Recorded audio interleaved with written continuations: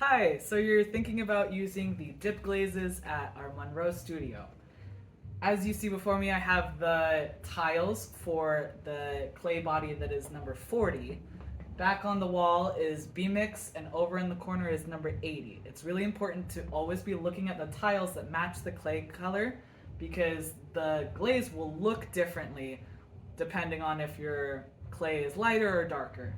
For example, this Oribe glaze is a transparent green, so it looks really nice on 40 and B-Mix, but it ends up looking kind of black or gray on 80.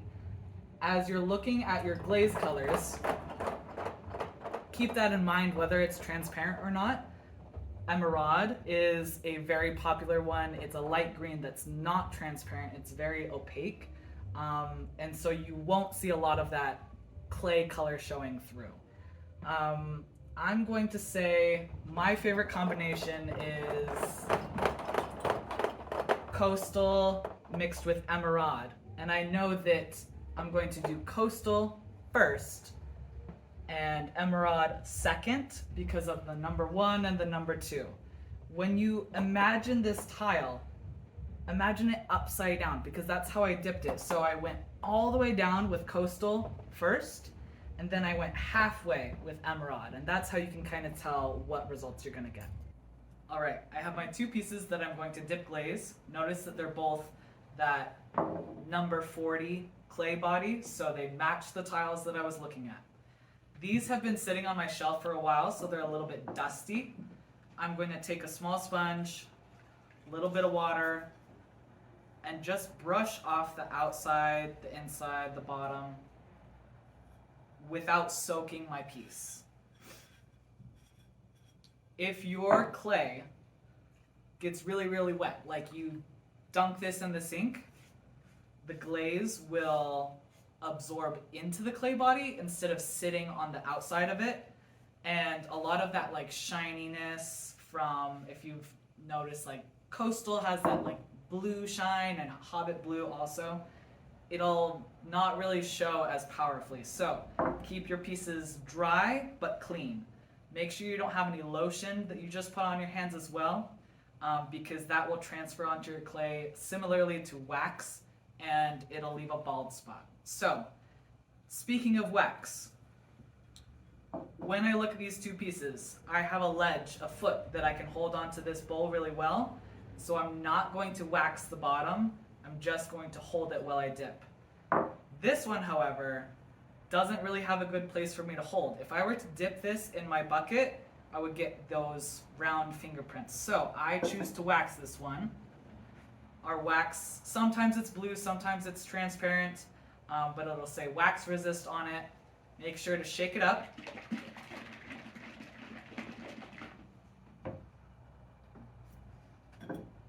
You only need a very small amount. Sometimes people use what's left over in the lid or pour a little in the lid, but then it makes it really difficult to open the bottle later. So take a small palette. You don't even have to fill up that whole cup. Just pour a little bit in. Take a small brush. And I'm going to paint this on. You only need to do 1 layer. It doesn't need to be super thick or super thin. Just spread out what's already on there. All right, I've painted the entire base. Make sure you get in between all your letters. Now I'm going to paint about 1/4 of an inch up from the edge. That's about the same size as the foot on my other bowl. And I like to keep that consistent with my work because our dip glazes do have a risk of running. I try and keep them really stable, but you know, with every different person can dip them a little bit too long or not. So having that 1/4 of an inch clearance can really save a lot of heartache when it comes time to pulling it out of the kiln. If your piece is running, if the glaze has run all the way down onto that kiln shelf underneath it, it will attach and probably snap off a piece of the bottom. Now that I've finished with that, I need to let it dry. It happens pretty quickly, so maybe like 5 minutes. While that's happening, I'm going to scrape in the leftover wax as best I can. And immediately go run these under very hot water from the sink so that nobody gets a yucky brush or a yucky palette. Now I have my 2 glazes that I picked out previously on my tile, Coastal and Emerald. It's important to look at the lids because if I am refilling a glaze, it kind of takes a while to let it settle, add more water, let it settle, and test it. So if a lid ever says testing on it like this, it means that I have not tested it yet since refilling, so I cannot guarantee that the consistency is perfect. If it is blank like that, it means probably good to go. I've used it recently and I can tell you that it's going to be all right. To mix up your glazes, I'm going to start with my Coastal. That's the glaze that on the tile had the number 1 at the top, means that it's going to be dipped first. So I'll take the lid off. All of our glazes have one of these toilet wands inside. When it's about halfway full, it's really nice to use to quickly stir it up, but this glaze is like almost all the way full. So I'm gonna use the electric drill. I like to set the brush on top of the lid so I don't make a mess.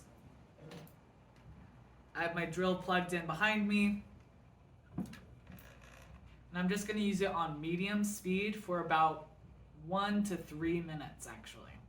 Do this with teacher permission and make sure that the bottom of the electric drill isn't grinding into the bottom of the bucket or the walls, so then we don't erode the bucket as we use this. Now that I've finished, my drill is pretty messy, so I'm going to put it in this bucket of water, give it a spin, wipe it off with a sponge.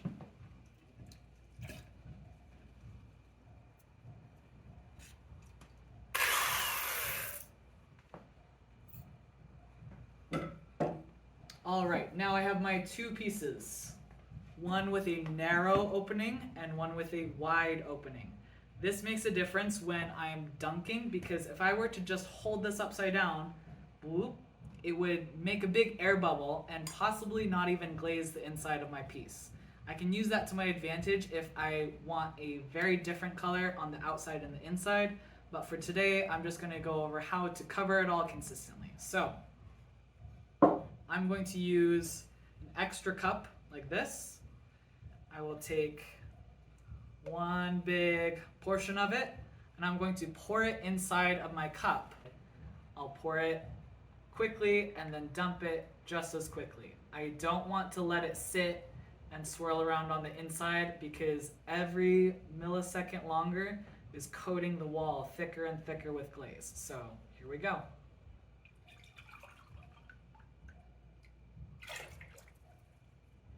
I leave it upside down so that the glaze can kind of run to the edge and not pool on the bottom.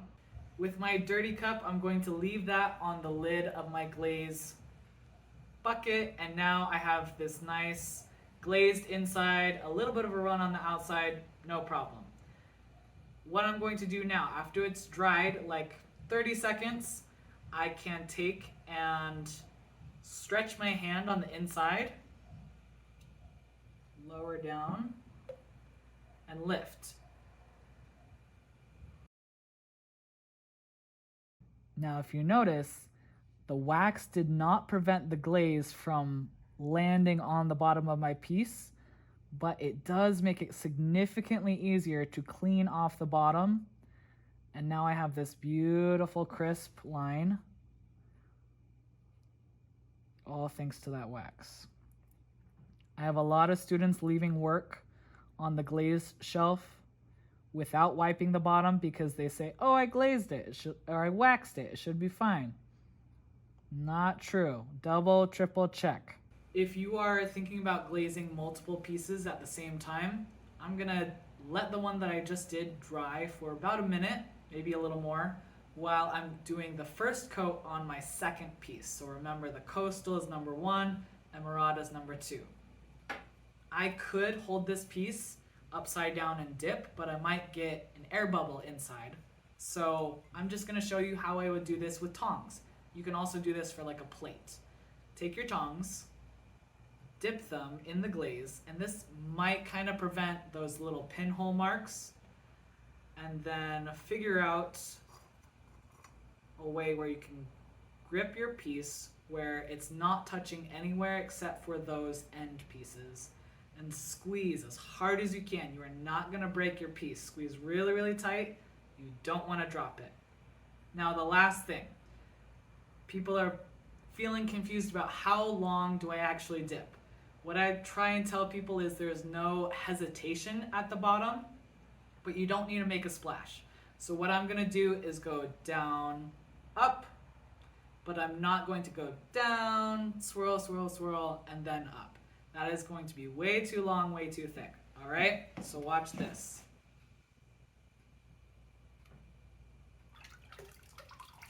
I hold my piece upside down again so that the glaze runs to the rim and has less chance of running to the foot and then onto the kiln shelf. It dries pretty quickly. And I'm going to actually lay it down on a paper towel on the table over here to kind of help me with this cleanup on the bottom. Now that it's dried enough I can pick it up, I'm going to lightly run my finger over the little pinholes from the tongs, and that should be enough to blend it out, and you won't notice after it's fired. I have a pretty unique shaped piece here, and I'm going to show you how I would glaze it if I just was not really worried about the precision. I would hold it in a way where I'm not touching very much of the surface, but I still have a very good grip where I can turn it upside down to pour out that inside. So I'm going to slowly dip it and let it flow into the inside, and then really dump it out to try and cover the inside without letting it sit there too thickly. So here we go.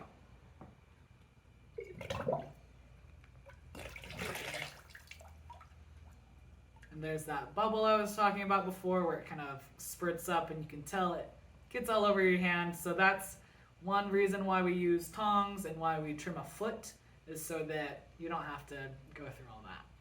So you can see from my finger where I was grasping it, I left a little bit of a bald spot at the top and a tiny bit on the edge here. This one's fine because I want to have a 1/4 of an inch gap anyway. I'm going to take a little bit on my finger and let it mostly drip onto the piece. I don't want to take it and try and smooth on. It works best to build up that thickness and that consistency if you just let it drip. Now that I've let it dry for about 30 seconds, you can see that the very end of the drip is a little bit darker. That's going to have a little more of that that shine, that shimmer of the coastal where it's a little bit blue. If I don't want it to look really drippy, now's the time where I can take my finger and sort of buff it out, and that'll make it a more even layer and have a more even tone. All right, now that I'm letting these dry, I'm going to put away coastal. Make sure the lid is on, because glaze is just this powder that we get plus water. If the water is evaporating, it changes the consistency of the glaze. I'm going to take Emerald, take out the brush,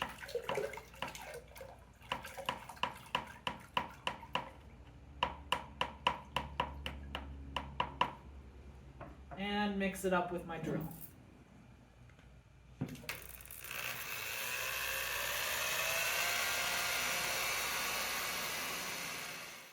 Now that my glaze is ready, I'm going to go back to my first pot and get some emerald on the outside.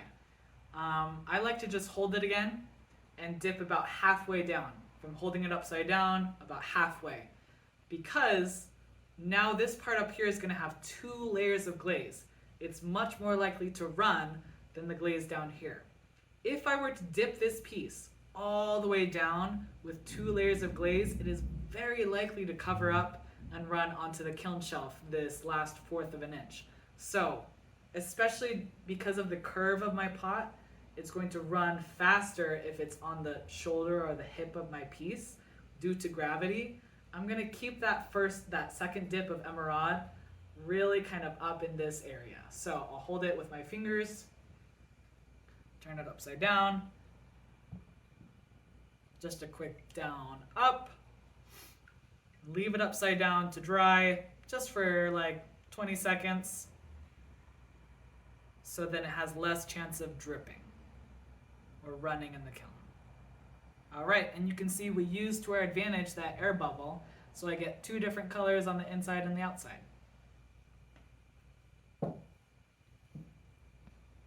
Now, for my bowl, I don't really want to have the same effect as my mug, where it's mostly on the outside. I don't have very much surface area out here. The main event is really that inside. So I can take one of my little cups and I can scoop and do a little swirl pour if I'd like. Or what I like to do is just a quicker way. I lower it into my bucket and kind of twist it around so I get an uneven marking. So that's what I'm going to do now. Still keeping it pretty quick so I'm not building up a thick layer.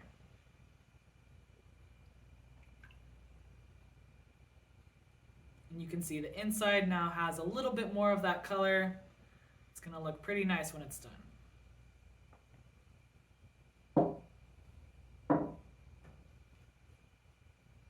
And lastly, for this guy, I'm going to do the same thing as mug number 1, where I'm just kind of lowering it in halfway.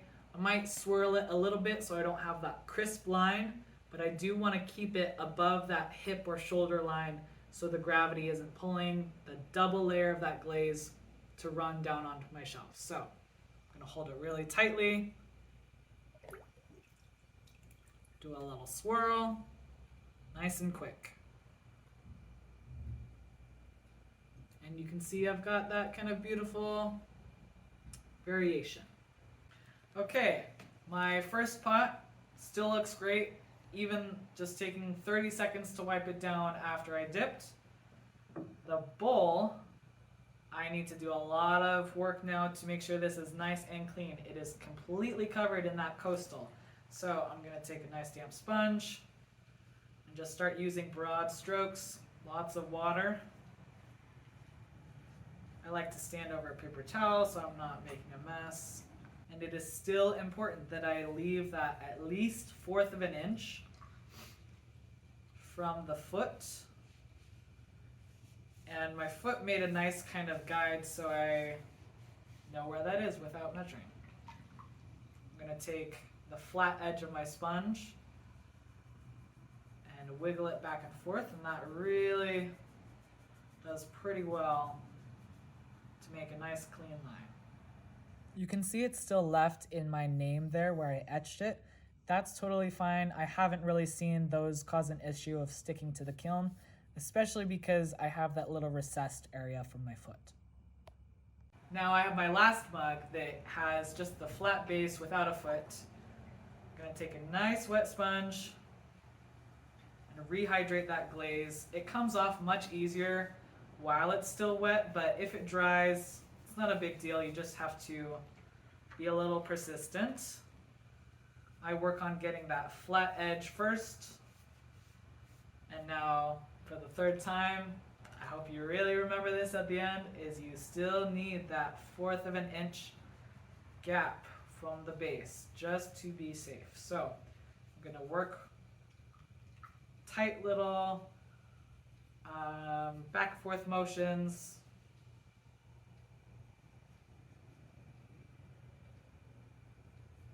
Just squeezing out the sponge as I go. This is where you put your glaze after you're done. Double, triple check that the base is clear, and then it goes on any of these shelves. Try and save this for the tall pieces, but any of these work. You can see we fired a cone 5 in case you're interested in buying your own glazes to use in the studio. double check with a teacher that it's the right number and that it's going to work. You may see some pieces on the Bisque shelf that have glaze. Don't worry about that. That's not about you. Those pieces have been low fired with a different kind of glaze. So make sure that if you dip or if you brush on, it's always going to go on this side of the shelf. And then I take it to the kiln and fire it, and you'll see it soon. Now, if you haven't seen your piece on the glaze shelf for a long time and you're like, Drew, where is it? Why isn't it being fired? Double check the reject shelf. I know it sounds harsh, but it's where I put a piece if someone hasn't wiped off the base very well. This is because if I had to wipe off everybody's base, it would take me a lot longer to get the flow of the firing through. And this is a nice way for you to learn, and you're probably not going to do it again. I hope that helped. I know it's a lot to process, but that's why I'm making it in a video form and not so much on a poster. If you have further questions, please feel free to reach out either to your teacher or to me through a note, through an email. Just let me know. Thanks for watching.